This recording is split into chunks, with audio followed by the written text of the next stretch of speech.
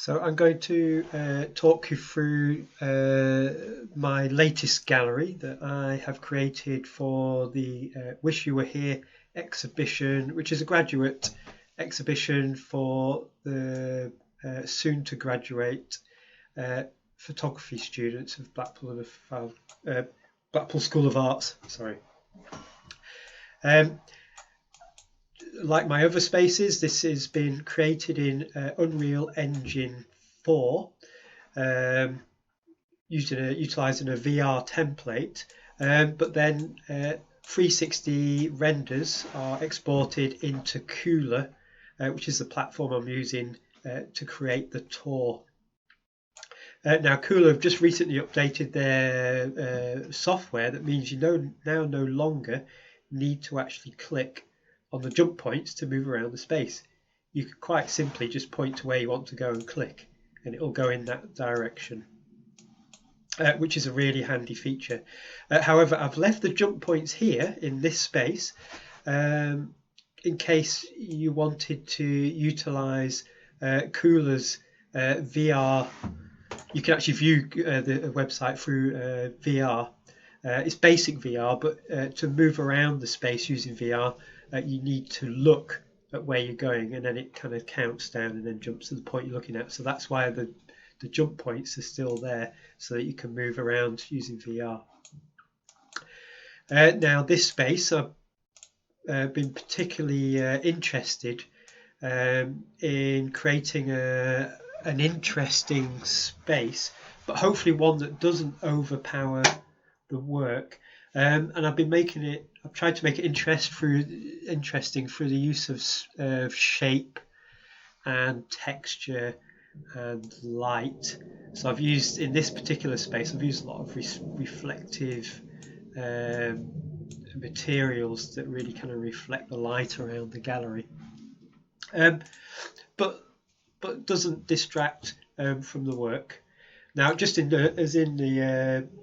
previous exhibitions, there's no info point on these anymore. However, if you roll over the work, it tells you who made the photograph, and there could be also a title for the work there. And then you click on it, it brings up more work by that person.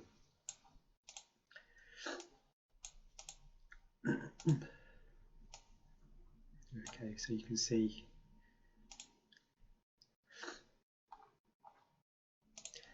So in this gallery, I've really experimented with shape. As you can see, I've created a round frame that suits this particular piece of work that the artist was happy for her work to appear into.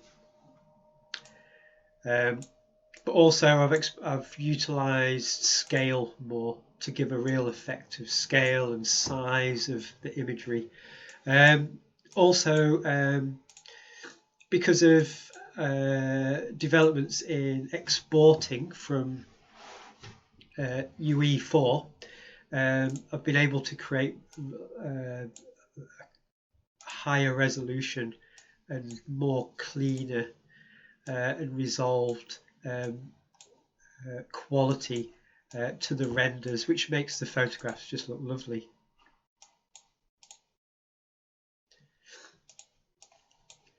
As you can see, I've utilised like a triangular space. I've used this in the past for a VR gallery, and it worked really well. And I was combining that with colour, to say, just to keep the interest of the viewer up when touring this exhibition. So you can see here I've used a darker wall. It's a matte with a slight texture to it. I've used that in contrast with the white shiny walls in the other spaces.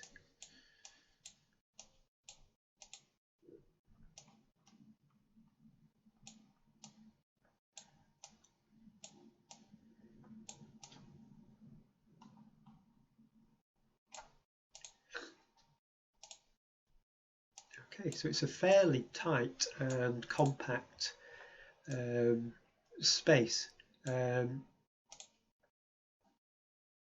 And of course, the nice thing about VR is these galleries can be any shape and any size. Um, there's the potential for every single photographer to have their own VR space. Um, uh, it's no longer restricted to a group exhibition, although this is what this is. This is a group exhibition, but it doesn't necessarily need to be like that. It could actually be a series of um, solo shows, but just linked together through some sort of foyer or rotunda or some sort of access system. So the potential is fantastic. Because this gallery is produced in Unreal Engine 4, it means that it can also be viewed through a VR headset, whether that be a Rift headset that's attached to a computer or a Quest headset that's freestanding. You don't need a computer nearby.